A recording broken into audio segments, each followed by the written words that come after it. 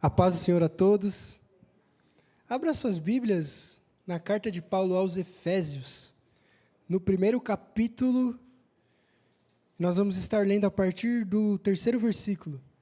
Efésios 1, versículo 3, em nome de Jesus.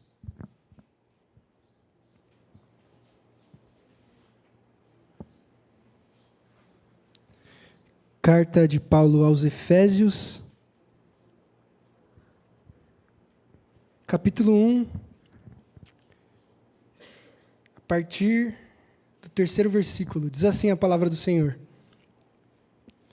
Bendito seja o Deus e Pai de nosso Senhor Jesus Cristo, que nos abençoou com todas as bênçãos espirituais nas regiões celestiais, em Cristo, como também nos elegeu nele, antes da fundação do mundo, para sermos santos e irrepreensíveis diante dele em amor. E nos predestinou para si mesmo, segundo a boa determinação da sua vontade, para sermos filhos adotivos por meio de Jesus Cristo, para o louvor da glória da sua graça, que nos deu gratuitamente no amado. Nele temos a redenção, o perdão dos nossos pecados pelo seu sangue, segundo a riqueza da sua graça, que ele fez se multiplicar para conosco em toda sabedoria e prudência.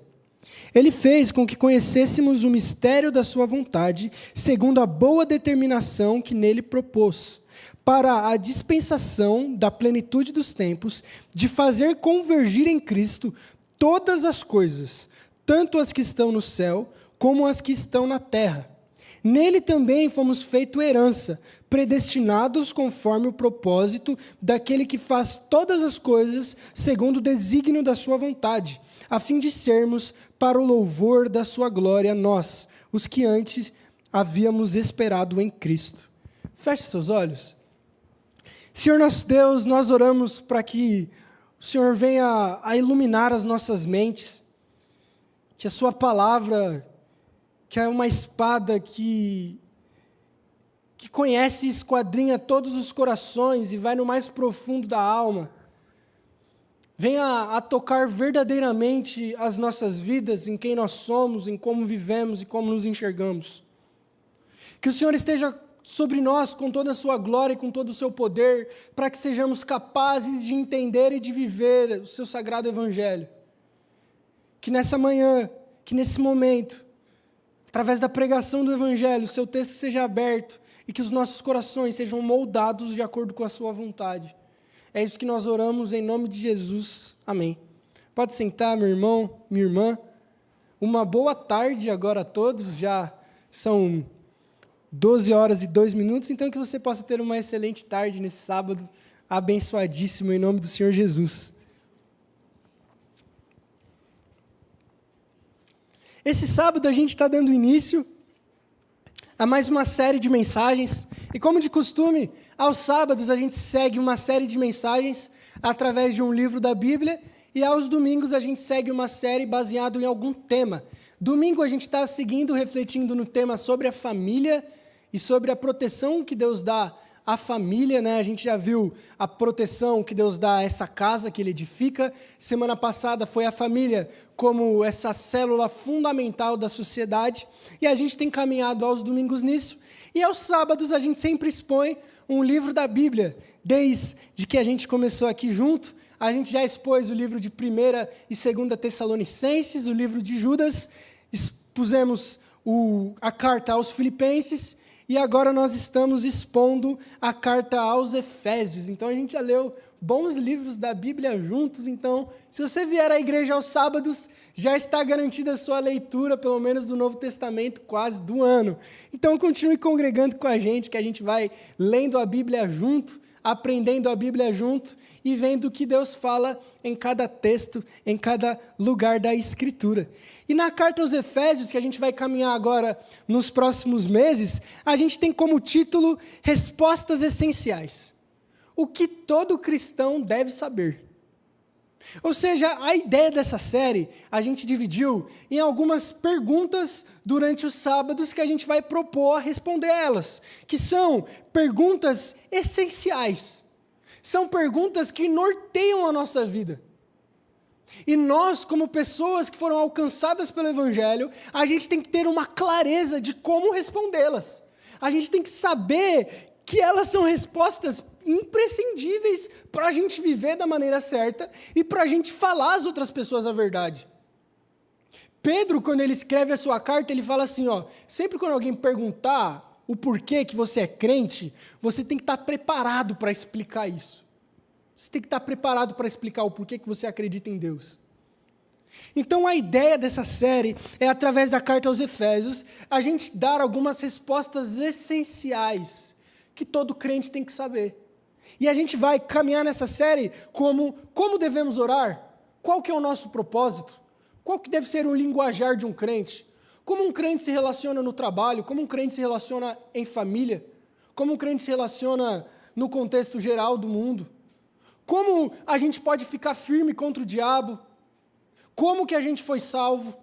São perguntas essenciais, basilares do cristianismo, que todos nós, que fomos alcançados por esse evangelho, devemos responder. A gente tem que ter isso, não só na ponta da língua, mas a gente tem que mostrar essa vida. Porque é através da maneira que a gente vive, é através da maneira que a gente responde às pessoas, que a gente manifesta que a gente foi salvo por Jesus, que a gente manifesta essa graça de Deus. Então, o primeiro sermão, a primeira pergunta que a gente vai responder nessa manhã, na carta aos Efésios, é: qual é o nosso propósito? Para que a gente existe? Para que a gente foi criado? E eu acho que isso é uma pergunta que ecoa na nossa mente, acho que desde o momento que a gente cria consciência. Para que eu existo? Para que eu vivo? Para que eu aconteço? Por que eu fui gerado? Por que eu tenho consciência? Por que minha mãe deu luz? Qual que é o meu propósito nessas poucas décadas de vida que eu tenho aqui na Terra? O que eu tenho que fazer da vida? E a gente vive nessa geração que busca desesperadamente por um propósito, por um motivo, por uma razão de vida. A gente vive nesse mundo saturado de estímulo, de ideologia, de identidade. E essa pergunta de para que eu estou aqui ainda ecoa no nosso coração como um clamor existencial do porquê que eu existo, por que eu tenho, por que eu acordo, por que eu durmo, por que eu estou aqui, qual que é o meu propósito? Será que é simplesmente viver, me reproduzir e morrer? Essa é a minha tarefa biológica? Vida, e mais do que seleção natural sobre mais forte, acho que é muito mais uma seleção sexual no mundo animal, onde o propósito é simplesmente reprodução e perpetuação da espécie. Então, será que simplesmente a minha missão é existir, encontrar um homem, uma mulher, perpetuar a espécie e morrer? Para que eu estou aqui? Eu acho que isso é uma pergunta que todo mundo já fez alguma vez. Às vezes a gente está na sala da faculdade, vendo aquele curso, aquela matéria difícil, e aí a gente reflete, cara, o que eu estou fazendo da minha vida? O que eu estou tendo essa matéria? Será que é isso mesmo que eu quero? Será que é isso mesmo que eu gosto? Quando a gente está no trabalho, a gente chega cedo e tem que aguentar aquele chefe, aquela moça, aquele moço insuportável, a gente fala, eu preciso passar por isso. Eu estou aqui mesmo, eu tenho que viver essa coisa. Quando a gente chega em casa, e aí a nossa mãe está lá, o nosso pai está lá, a gente fala, cara, eu não tenho que ir embora de casa logo, por que eu estou aqui? Será que a gente não vive constantemente nesses clamores existenciais? Do porquê vivemos, do porquê estamos, do porquê fazemos? Por isso, é importante, é essencial a gente ter essas respostas, não só para a gente dar aos outros, não só para a gente levar o evangelho às pessoas que necessitam dessas respostas, mas para a gente viver bem, para a gente viver satisfeito, para a gente viver com um propósito alinhado. Então, Paulo, ele é inspirado por Deus na carta aos Efésios, no primeiro capítulo, para nos ajudar a responder essa pergunta sobre qual é o nosso verdadeiro propósito. E diante disso, eu quero refletir um pouco sobre como a nossa sociedade atualmente se porta. Na modernidade, a humanidade se portava num contexto, num jeito de vida muito diferente. Eu não preciso nem falar isso que vocês sabem. Antigamente era uma geração que vivia por regras, por ordens. Era uma geração que obedecia sem questionar. Era uma geração de faça isso, sim, Senhor. Pouco importava se fazia sentido ou não, mas se é uma autoridade, se é alguém de respeito que está falando, merece ser escutado. Hoje, a nossa sociedade se comporta não mais por regras, mas por razões. Já não é suficiente falar, faça isso porque é certo. Mas faça isso porque é significativo. Faça isso porque, de fato, altera alguma coisa. E eu não estou colocando juízo de valor nisso. Simplesmente, são jeitos diferentes. Cada época, um jeito diferente. De um lado, a modernidade tinha um lado bom, dessa ordem social.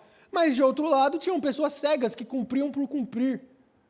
De um lado, a nossa sociedade pode avançar intelectualmente, sabendo o que faz, por que faz, mas também pode ser ruim, uma sociedade extremamente rebelde, questionadora. Ou seja, não é sobre juízo de valor de certo ou errado, é simplesmente uma análise de como a humanidade se comporta ao longo do tempo. E a verdade é essa, as pessoas não querem mais uma obediência cega, mas elas querem um propósito para viver. Elas querem um propósito do porquê eu faço o que eu faço. Não basta só falar Deus existe, eu devo provar que Deus existe.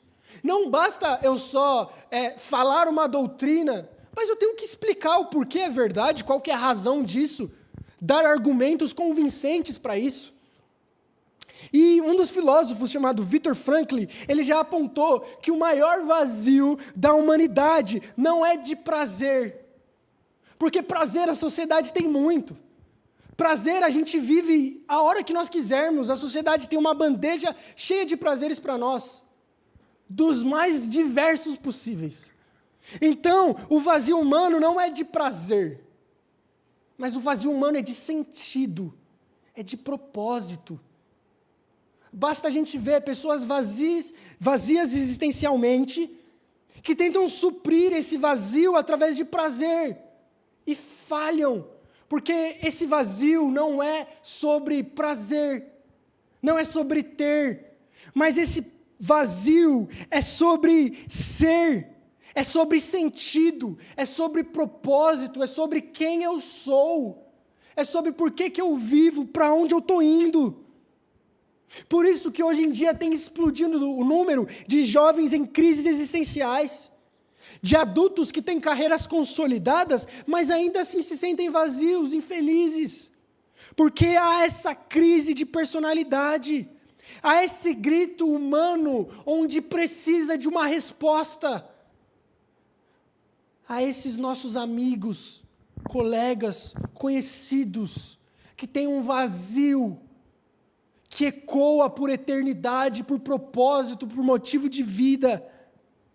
Em Efésios, Deus vem nos direcionar sobre qual é o nosso propósito de vida, do porquê que Deus te salvou, porquê que Deus te chamou, para que você existe. Porque se é verdade que a gente precisa de um propósito a viver, é verdade que a gente vai preencher esse vazio com alguma coisa. Sabe, eu acho muito linda a frase de que existe um vazio no coração do homem que só Deus pode preencher. Pode ser até bonita, mas na prática ela não funciona muito. E a gente tem que ser honesto quanto a isso. Porque seja Deus ou não preenchendo esse vazio, o ímpio está preenchendo com alguma coisa. Seja com prazer, seja com propósito, ele está preenchendo. Se está preenchendo 100% ou não, ele nem sabe, ele nem liga, ele nem quer. Então, além da gente citar uma frase de que você tem um vazio que só Deus tem que preencher, eu acho que é mais honesto a gente falar que Deus preenche o vazio certo, que Deus é capaz de dar o propósito certo, porque o vazio, por ser preenchido, ele pode. Existe muito ateu feliz, existe muito ateu preenchido, existe muito ateu realizado. Sabe, eu acho que é meio hipocrisia nossa achar que todos aqueles que não acreditam em Deus são frustrados, tristes e pecadores miseráveis que só fazem coisas erradas. Porque a realidade não é essa. Então é verdade que se a gente se move por propósitos, as pessoas vão encontrar propósitos. Seja você ser um bom cidadão, seja você doar, seja você abrir uma caridade, seja você abrir uma empresa, seja você seguir numa carreira. As pessoas vão preencher esse vazio de propósitos nelas. Algumas vão se realizar, outras não. A questão é, existe uma realização certa. Existe um propósito certo. E é sobre isso que Deus nos direciona. É sobre nos direcionar no caminho certo. E não só no caminho que vai fazer a gente satisfeito. E não só no caminho que vai preencher um vazio momentâneo. Porque a nossa vida não é simplesmente atual, mas é uma vida eterna. A gente vive para o presente e para o futuro. E o impacto das nossas ações hoje refletirão no futuro, quando Cristo voltar. Por isso, não adianta só ter um propósito, mas tem que ter o propósito certo. Não adianta só ter um motivo de vida, mas tem que ter o motivo certo. Não adianta só crer num Deus, mas tem que crer num Deus certo. Não adianta preencher o vazio com qualquer coisa, mas o vazio tem que ser preenchido com a coisa certa. Dito isso, respondendo à pergunta sobre qual é o nosso propósito, a gente vai ver 3 partes fundamentais para a gente responder essa pergunta através da carta aos Efésios. E, em primeiro lugar, a gente vai ver que fomos escolhidos em Cristo desde a eternidade. Efésios 3, eu vou pedir para você manter a sua Bíblia aberta em Efésios, no capítulo 1, do versículo 3 ao 6, diz o seguinte: Bendito seja o Deus e Pai de nosso Senhor Jesus Cristo, que nos abençoou com todas as bênçãos espirituais nas regiões celestiais em Cristo. Como também nos elegeu nele, antes da fundação do mundo, para sermos santos e irrepreensíveis diante dele em amor, e nos predestinou para si mesmo, segundo a boa determinação da sua vontade, para sermos filhos adotivos por meio de Jesus Cristo, para o louvor da sua glória, da sua graça, que nos deu gratuitamente no amado. Versículo 9, ele diz: E fez com que conhecêssemos o mistério da sua vontade, segundo a boa determinação que nele propôs. 11. Nele também fomos feitos herança, predestinados, conforme o propósito daquele que faz todas as coisas, segundo o desígnio da sua vontade. Então, em primeiro lugar, para a gente responder essa pergunta de qual é o nosso propósito, é importante a gente entender essa verdade bíblica e fundamental, de que fomos escolhidos por Cristo. Fomos predestinados por Jesus. E eu sei que essa palavra pode assustar um pouco, mas aqui eu não vou entrar nos méritos de calvinismo e arminianismo. Eu só vou falar rapidamente uma verdade. Tanto os calvinistas quanto os arminianos acreditam em predestinação. A diferença de um ponto de vista para o outro é como que Deus predestina. Mas os dois creem em predestinação. Os dois creem que Deus escolheu as pessoas antes da fundação do mundo. Ambas as visões creem nisso. A diferença é como que Deus fez essa escolha. Uma visão vai falar que Deus fez de uma forma a outra visão vai falar de uma forma B. Mas as duas afirmam que Deus predestinou as pessoas antes da fundação do mundo. O que elas divergem é como Deus fez isso. Então, para não gerar divergência, vamos ficar no ponto que a gente tem convergência, que é Deus predestinou nós. Então, para a gente entender o nosso propósito, é fundamental a gente entender isso. Ele revela que nós fomos escolhidos por alguém. Que nós não fomos feitos como frutos do acaso. Que nós somos simplesmente um amontoado de células que sofrem mitose e meiose. Eu não sou muito bom em biologia, eu só estou falando esses termos para parecer legal. Que vivem simplesmente para se reproduzirem e para perpetuarem a espécie. É mais do que isso. A gente foi escolhido por um ser divino, pessoal, inteligente, que existe, que é todo poderoso, que é onisciente, que sabe de todas as coisas, que tem todo o poder e que está e sabe de todos os lugares. Aqui, quando Paulo fala que Deus nos elegeu nele, que nos predestinou, ele está falando de uma ação que não é ligada a mérito, que não é ligada ao que alguém fez ou deixou de fazer, mas está falando de uma ação completa, situada na eternidade. Antes das pessoas existirem, Deus escolheu o mundo. E por que eu estou falando disso, sobre qual é o nosso propósito? Porque nós não somos frutos de um acaso. Tenha tido explosão ou não, não somos frutos de um mero acaso. Não somos frutos de coincidências lógicas e inevitáveis. Mas somos frutos de um Deus pessoal que decidiu criar. Somos fruto de um Deus que tem um plano, de um Deus que tem um propósito, de um Deus que tem vontade.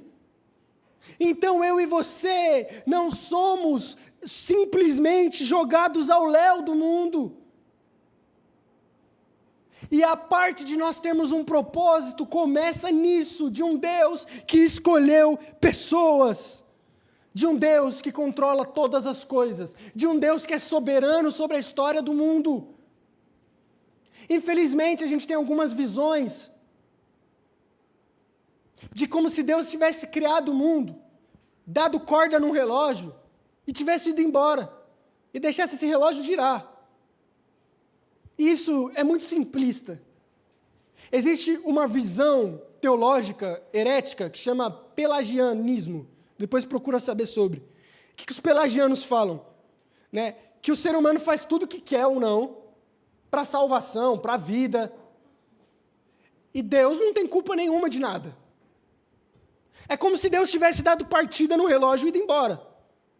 Deus criou o mundo, criou a humanidade e falou, se virem. O que vocês fizerem ou não fizerem, a culpa não é minha. E isso não faz sentido. É como eu criar um filho, deixar um doce do lado dele, ir embora e falar, se vira. Se você comeu doce, a culpa não é minha. Não faz sentido. Mas o que a Bíblia apresenta é um Deus criador, onde Ele rege a história não conforme o acaso, não conforme o que os homens querem que aconteça, mas conforme o que Ele quer. É um Deus soberano, é um Deus que decide, é um Deus que faz do jeito que Ele quer, a hora que Ele quer, da maneira que Ele quer. Não é o Deus que abandonou o mundo aos homens. Não é o Deus que abandonou o mundo ao acaso. Não é um Deus relojoeiro que deu corda e foi embora. Mas é um Deus pessoal, relacional, que controla o mundo. Paulo está apresentando em Efésios que Deus, Ele tem contato com a criação, e que essa criação está subordinada a Ele. Que Deus é o Deus da criação. Por isso, Deus, Ele cria as coisas com propósito. Porque se Deus, Ele cria e faz tudo conforme a sua vontade, todas as coisas foram criadas com um propósito, de acordo com o Criador.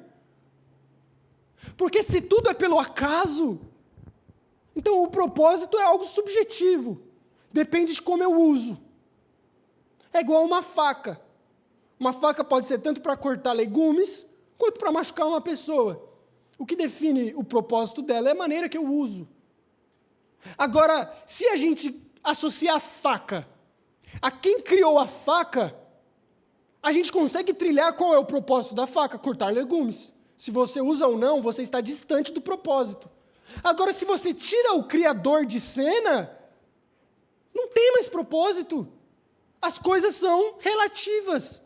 Por isso que quando a gente fala que existe um Deus que criou tudo conforme a sua vontade e que predestinou as coisas a serem como Ele quer que seja, significa que tudo que Deus criou tem propósito. Deus não criou nada sem sentido. Deus não criou nada por criar. Deus não fez nada sem querer. Deus não foi pego de surpresa. Mas tudo que Deus fez foi de acordo com aquilo que Ele quer. Por isso, numa cultura onde a gente vive e escuta frases de que a gente tem que se autodefinir, enquanto o mundo fala, você é o que você escolhe ser, a Bíblia fala, você é o que Deus escolheu que você seja. Enquanto o mundo coloca o poder de identidade nas nossas mãos, a Bíblia coloca o poder de identidade nas mãos de Deus. Ele é quem decide quem nós somos, Ele é quem decide o nosso propósito, e Ele é quem decide o rumo, o destino e o caminho da humanidade. Você é quem Deus escolheu para que você fosse. Isso não é prisão, isso é liberdade, porque Deus está fazendo você trilhar no propósito certo. É como você usar um violão, uma guitarra, para martelar prego. Vai funcionar? Vai. Mas vai ser um trabalho muito maior. Vai danificar o seu instrumento, enquanto você podia usar um martelo que foi feito para isso. É igual a gente com a nossa vida. Você pode seguir os seus próprios propósitos? Vai, mas você vai estar distante do propósito que Deus te criou. Porque tudo que Deus fez e criou tem um propósito definido, tem um lugar. O Deus que predestina é o Deus que glorifica. Por isso eu peço para que você abra a Bíblia em Romanos 8. E a gente vê que esse Deus é um Deus de começo, meio e fim. Olha o que diz. Versículo 26, 28. Sabemos que Deus faz com que todas as coisas corram para o bem daqueles que o amam, dos que são chamados segundo o seu propósito. Pois Ele nos conheceu por antecipação, também os predestinou para serem conformes à imagem do seu Filho, a fim de que ele seja o primogênito entre muitos irmãos. E a esses que ele predestinou, ele também chamou. E os que chamou também justificou. E os que justificou também glorificou. É um Deus de começo, meio e fim. É o Deus que salva com um propósito, que cria com um propósito e que rege a humanidade e os seus filhos com um propósito. Por isso, o fato da gente enxergar Deus como esse Deus que predestina, como esse Deus soberano, que faz todas as coisas conforme a sua vontade, nos enche de propósito, nos enche de identidade. Nós não estamos nas mãos de um Deus cínico, não estamos nas mãos de um Deus que abandonou o mundo nas nossas mãos. Nós estamos nas mãos de um Deus amoroso, nós estamos nas mãos de um Deus poderoso, nós estamos nas mãos de um Deus inteligente que guia a história do mundo na vontade dEle, que é boa, perfeita e agradável. Então, em primeiro lugar, para a gente responder essa pergunta de qual é o nosso propósito, é importante a gente entender que Deus, Ele é soberano e Ele nos escolheu antes da fundação do mundo, e glória a Deus por isso. Segundo lugar, nós respondemos essa pergunta de qual é o nosso propósito, porque fomos redimidos em Cristo para sermos santos. Versículo 7 diz assim em diante. Nele, em Jesus, ele está falando, temos a redenção, o perdão dos nossos pecados pelo seu sangue, segundo a riqueza da sua graça, que ele fez multiplicar-se para conosco com toda a prudência e sabedoria, e fez com que conhecêssemos o mistério da sua vontade, segundo a boa determinação que nele propôs. Ou seja, aqui ele está falando que nós fomos redimidos por Cristo, o perdão dos nossos pecados pelo sangue. Ou seja, em segundo lugar, para a gente entender o nosso propósito, é importante a gente entender essa redenção que nós tivemos. Porque, como eu falei no começo, antes de Cristo, nós éramos cercados por propósitos e motivações erradas. Antes de Cristo, os nossos olhos estavam desfocados, as nossas atitudes desfocadas. É só através da redenção que a gente começa a voltar para o trilho certo. É através da redenção em Jesus que a gente começa a viver o propósito de Deus para as nossas vidas. A ideia de redenção é essa libertação que nós tivemos da nossa realidade passada para a realidade atual em Cristo, onde Ele redimiu as nossas vidas. É como Paulo vai falar no capítulo seguinte de Efésios, que a nossa realidade anterior era uma realidade onde nós estávamos mortos nos nossos pecados, estávamos cegos, desfocados, mas é através da graça de Cristo, dessa redenção, que a gente consegue se alinhar de novo no propósito de Deus. E quanto a isso eu tenho algumas reflexões muito importantes. Em primeiro lugar, a gente consegue entender que é só através de uma nova vida em Cristo que a gente consegue viver o propósito de Deus plenamente. E o que isso significa? Que não adianta a gente esperar a atitude de salvo em ímpio. Não adianta. Às vezes a gente espera que um homem que não foi salvo por Jesus tenha atitude de crente, não vai ter. É sério que você vai abrir a Globo e você vai esperar que eles produzam uma novela sobre Cristo fiel? Não vão. Não tem como. Aquele que não foi salvo, aquele que não foi redimido, não pensa como alguém que foi salvo. E nunca vai pensar até ser salvo. Aquele que não está em Cristo nunca vai viver no propósito certo de Deus até que viva em Cristo. Por isso, só é possível responder qual é o nosso propósito através da redenção em Jesus. Você só vai viver a vontade de Deus plenamente na sua vida. Você só vai entender para que você existe, qual que é o seu propósito, o que Deus quer para a sua vida, se você for redimido por Jesus, se você nascer de novo. Enquanto você não fizer isso, você vai continuar sendo levado pelos seus próprios desejos. Você vai se achar inteligente enquanto é um cego guiado por cegos. Por isso Paulo coloca aqui em Efésios que é em Jesus que nós tivemos a redenção, e é através dessa redenção que nós temos o propósito, que a gente consegue enxergar o motivo das nossas vidas. É só através da libertação de Cristo, de nós, do reino das trevas, para o reino das luzes, que a gente consegue viver diferente. Quem está no império das trevas não consegue viver como o da luz. Por isso, se você quer ter uma vida com propósito, se você quer ter sentido, se você quer ter menos crises existenciais, o caminho não são livros de autoajuda do Augusto Cury. O caminho não são palestras. O caminho não são coaches. O único caminho para regular o nosso vazio existencial e nos dar o propósito certo é Cristo.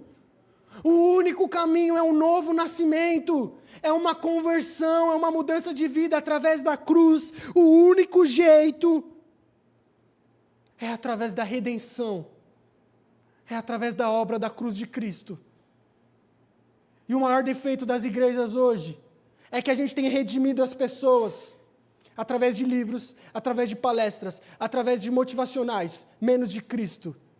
A gente cria pessoas que estão no império das trevas, que acham que estão nas luzes. Só é possível a gente entender o nosso propósito de maneira sadia e vivê-lo agradando a Deus, se nascermos de novo, se tivermos sido redimidos por Cristo. Por isso, para que fomos redimidos, diz no versículo 10? Para convergir em Cristo todas as coisas, tanto as que estão nos céus, quanto as que estão na terra. Cristo, na obra dele, ele está colocando todo mundo ao redor dele, falando: eu sou o Deus que reúno todas as coisas. Através de Cristo, Deus está gritando: eu não sou o relojoeiro que abandonou o mundo, mas eu sou o Deus que se fez carne e salvou a humanidade, para direcionar a humanidade, mais uma vez, como sempre, no meu propósito. A nossa redenção aponta para Cristo, a nossa redenção aponta num Deus que faz as coisas de acordo com a vontade perfeita dEle. Jesus não morreu por você para você ter uma vida boa. Jesus não morreu por você para você ser bem realizado, para você olhar para o espelho e repetir palavras a si mesmo motivacionais e ser o bam.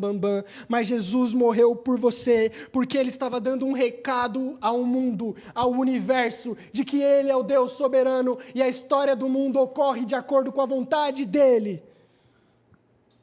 é restaurar todas as coisas sobre o governo de Cristo, é falar para Satanás e para o pecado: quem manda sou eu, quem é o Senhor sou eu redimo, eu converto, eu faço nova todas as coisas. Esse é o propósito da redenção em Cristo, glorificar Ele. Você não foi redimido só para ir para o céu, você foi redimido para fazer parte de um novo mundo, onde tem um rei. De acordo com esse rei, ele muda tudo quem você é, como você trabalha, como você vive. Redenção significa uma vida com um sentido. Redenção significa que o sentido da vida não sou mais eu quem dou, mas é aquele que me redimiu, porque desde o começo a gente viu, não sou eu que me escolhi, foi Deus que me escolheu, não sou eu que decido, é Deus que decide, não sou eu que me redimi, é Cristo que me redimiu. Tudo isso está falando o quê? Que a vida começa com um sentido, quando a gente entende que quem dá Ele não somos nós, é Deus. Por isso, o pastor e filósofo Jonas Madureira, ele fala uma coisa fantástica num livro dele que eu recomendo, que chama Inteligência Humilhada. E ele fala sobre 3 tipos de referências que a gente pode ter. A primeira referência, ele chama de autorreferência, que é a referência de nós mesmos, que é a gente falar que quem nós somos, nós decidimos. Ou seja, eu me olho no espelho e falo: Gustavo, você é isso, isso e aquilo. O segundo tipo é a referência dos outros. Ou seja, quem o Gustavo é? Eu pergunto para a Giovana, eu pergunto para o Kimal, eu pergunto para o Marcão, eu pergunto para o Newton, para o Caio. E aí eles me dizem quem eu sou, e baseado no que eles falarem, eu vou fazer o que eles disseram, porque faz sentido, eles estão me vendo. E a terceira é o que Deus diz quem você é. E ele fala que, em primeiro lugar, a autorreferência, a egorreferência, é totalmente errada. Porque é uma cilada a gente acreditar que a gente se conhece, porque a gente não se conhece. A gente não sabe como a gente vai reagir numa situação difícil até a gente viver. A gente não sabe das coisas que somos capazes de fazer, não sabe como funcionamos e não sabemos até onde vamos. Por outro lado, as pessoas também. As pessoas não sabem dos nossos pensamentos, as pessoas não sabem o que a gente vive, e tudo que as pessoas falam da gente, o que elas veem a gente fazer. Então também é desfocado. Por isso ele fala que quem sabe quem nós somos e consegue trilhar o que devemos fazer ou não é Deus, porque Ele é aquele que nos conhece, Ele é aquele, como diz Davi, que antes que eu nascesse me conheceu ainda no ventre da minha mãe. Enquanto meus ossos ainda eram tecidos, ali o Senhor me escolheu. É esse Deus que escolhe desde o ventre, é esse Deus que sonda os corações, que conhece cada um, que é capaz de falar quem nós somos. Por isso, quando a gente fala qual é o nosso propósito, não é uma resposta que é nossa, não é uma resposta que é dos outros, mas é uma resposta que é de Deus. Por isso, a redenção aponta para um Deus que fala quem nós somos, o que fazemos e o que vamos viver. E em terceiro e último lugar, respondendo a pergunta de forma direta, versículo 11 e 12, Efésios vai responder então qual é o nosso propósito fundamental. E ele diz o seguinte: nele também fomos feitos herança, predestinados conforme o propósito daquele que faz todas as coisas segundo o desígnio da sua vontade, a fim de sermos para o louvor da sua glória. Nós, os que antes havíamos esperados em Cristo. O maior propósito da nossa existência é glorificar a Deus. Paulo está falando, nós fomos criados para o louvor e para a glória de Deus. Paulo fala que nós fomos feitos herança, enfatizando que somos esse povo da promessa. Somos essa igreja da promessa. Eu amo esse nome, é fantástico, porque elenca isso, que nós somos esse povo da promessa de Deus, onde nós somos a herança de Deus, nós somos o louvor da glória de Deus, nós somos a expressão de um Deus amoroso e gracioso. O verso 12 responde o porquê você existe. O verso 12 responde para que você acontece, para que você vive. para o louvor da glória de Deus. Esse é o propósito da criação, esse é o propósito da escolha, esse é o propósito da redenção, apontar para a glória de Deus. Tudo aponta para a glória de Deus, tudo deve glorificar a Deus. Como Paulo fala em Romanos, é porque dele, por ele e para ele, que são todas as coisas e serão eternamente. Glória a Deus! A nossa vida, o nosso propósito, a nossa história, ela aponta para a glória de Cristo. O propósito da criação de Deus foi glorificar a Ele. O propósito da nossa existência é glorificar a Deus. Então, se o seu propósito de vida é glorificar a Deus, significa que cada atitude, que cada aspecto da sua vida importa. Cada traço de personalidade seu importa. Cada traço de temperamento seu é valioso, é importante. Cada jeito que você tem, cada momento que você vive, cada segundo da sua existência é importante, tem valor. Seu trabalho, sua família, sua sexualidade, seu tempo no celular, tudo tem valor, porque eles foram criados para refletir a glória de Deus. Eles foram criados para refletir esse Deus que é glorioso, que é amoroso e que é perfeito. Por isso, viva com propósito, à luz da eternidade. Às vezes a gente acha que isso é muito simplista. Então tudo que eu faço é para viver para a glória de Deus, é isso? É isso, e isso é a coisa mais gloriosa do mundo. Porque eu começo a entender que cada aspecto da minha vida, cada momento que eu estou vivendo, tem como objetivo glorificar a Deus. O jeito que eu vou ser no trabalho não tem como objetivo me fazer rico. Não tem como objetivo manter meu emprego. Não tem nem como objetivo sustentar meus filhos. Tudo isso é importante? Mas são aspectos periféricos. O maior objetivo de tudo é glorificar a Deus. O maior objetivo é eu estar lá no trabalho glorificando a Deus através da minha vida. E é óbvio, se eu sou uma pessoa que glorifica a Deus no trabalho, eu vou ser uma pessoa que traz o sustento para minha casa, eu vou ser uma pessoa cordial, eu vou ser uma pessoa que faz as coisas certas, não porque elas são o objetivo, mas porque quando eu glorifico a Deus, eu vivo uma vida decente para a glória dEle. E isso está muito ligado com o que Paulo falou aqui em Efésios, como no versículo 4. Ele nos elegeu antes da fundação do mundo para sermos santos e irrepreensíveis diante dele. Ou seja, se fomos criados para a glória de Deus, fomos criados para sermos santos e irrepreensíveis. É junto, é esse bipé intrínseco. Porque se eu sou chamado a viver glorificando a Deus aonde eu estou sendo chamado para ser santo aonde eu estou, a ser abençoador aonde eu estou, a redimir os lugares onde eu estou. Cristo, na sua obra, Ele não só estava redimindo pessoas individuais, mas Ele estava redimindo o mundo. Nós que alcançamos essa redenção, somos esses agentes ativos que aonde estão, vão redimindo. É como embaúbas na cidade de São Paulo, que são árvores, que têm são árvores que têm uma resistência muito grande nos tipos de solo, e elas ajudam na cidade, porque elas resistem a esse clima hostil da cidade, e produzem um papel muito belo, quanto, mais uma vez, ajudar esse meio ambiente que foi tão devastado.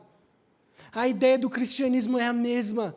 Nós que fomos redimidos, somos essas árvores plantadas no meio desse cinza e poluição.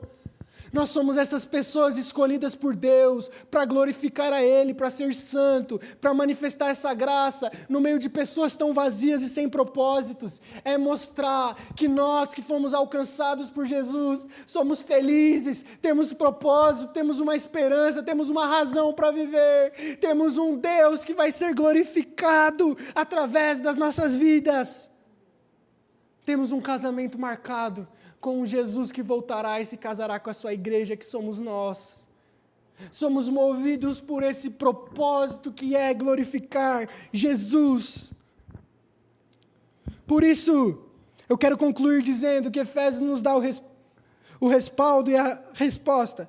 Qual que é o nosso propósito? Fomos escolhidos desde antes da fundação do mundo. Fomos redimidos por Cristo e fomos criados para viver para a glória de Deus. Não se trata de encontrar o seu propósito interior, mas se trata de receber o maior e mais belo dos propósitos vindo de Deus. Você foi criado para pertencer a Cristo. Você que não tem família, ou que talvez teve uma família disfuncional, Cristo pode ser a sua família. Aos que não têm pai, temos um pai em Deus. Aos que não têm mãe, temos o amor de Cristo. Aos que vivem na desigualdade, temos um Deus que promete que os sofrimentos atuais não se comparam com a glória futura. Todas as necessidades humanas, todas as disfunções humanas, todos os problemas sociais em Cristo são satisfeitos. A sua satisfação não vai acontecer quando o partido que você gosta estiver no poder. A sua satisfação não vai acontecer se trocar o sistema político. A sua satisfação pessoal não vai acontecer se homem fizer A, se mulher fazer B. A nossa satisfação é plenamente completa em Cristo. Ele cumpre todas as coisas. As desigualdades que a gente sofre, os metrô lotados que a gente aguenta, os ônibus quebrados que a gente sofre, tem como propósito mostrar a Cristo que Ele é aquele que preenche os vazios, que Ele é aquele que preenche todas as necessidades humanas e problemas atuais, nos dando uma nova perspectiva, nos conduzindo a um caminho rumo a um lugar celestial perfeito, do qual Ele será o Rei absoluto e eterno. Por isso mesmo, no metrô lotado, a gente continua feliz, porque temos propósito. Mesmo no trabalho chato, desigual, onde o patrão ganha o triplo e a gente não ganha nem um terço, continuamos felizes e com propósito, porque Deus nos atingiu e não importa as situações presentes, temos propósito, temos um céu que nos aguarda, temos um Deus gracioso que governa o mundo e que nos escolheu para sermos seus filhos. Fomos adotados, redimidos, escolhidos, predestinados por esse Deus gracioso e glorioso. Temos propósito.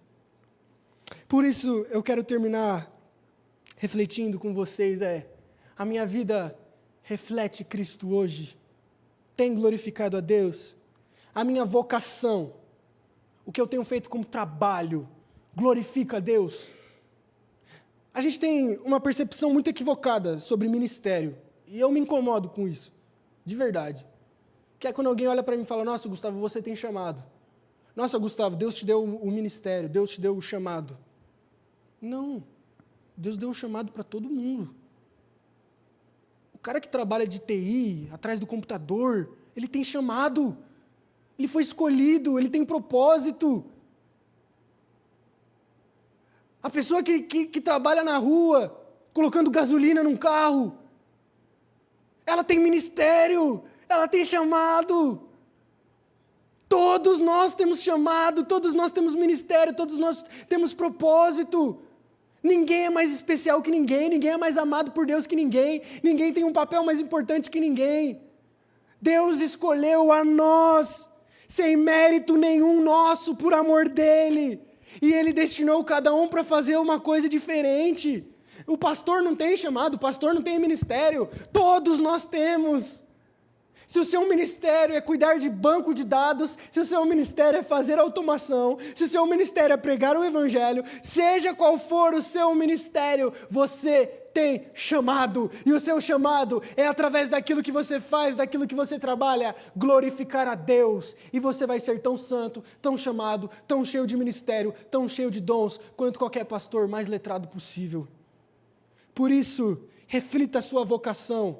Reflita nos seus relacionamentos, reflita nas suas decisões, descubra os seus dons e viva a um Deus que te deu chamado, propósito e ministério, seja o que for que você faça, porque é nas nossas atitudes diárias, é naquilo que Deus te chamou, te capacitou, fez com que você gostasse de fazer e gostar dessa matéria, que Deus vai te usar para glorificar o nome dEle. Vamos ficar de pé em nome do Senhor Jesus?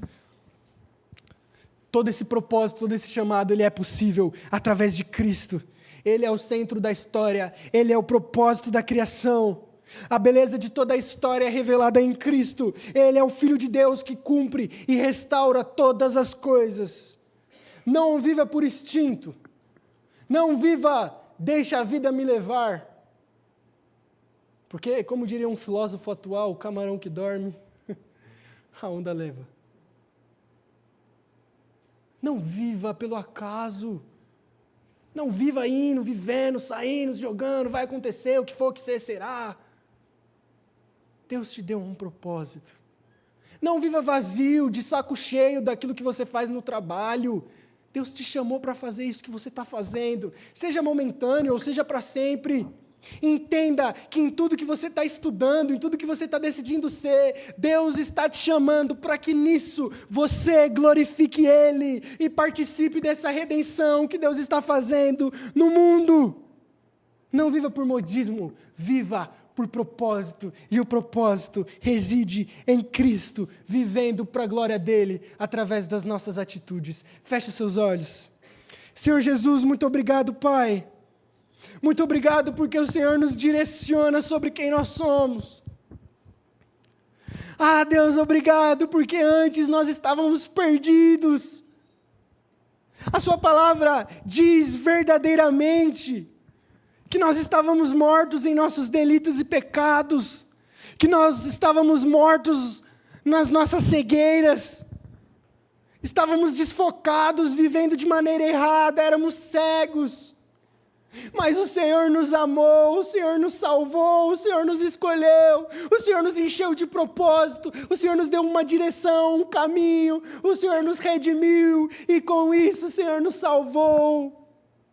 Que o Senhor continue nos relembrando e nos enchendo de alegria, de motivação, de esperança nas nossas semanas e nas situações que a gente enfrenta, entendendo que o Senhor é um Deus de propósito, que o Senhor é um Deus de começo, meio e fim, que o Senhor é um Deus soberano.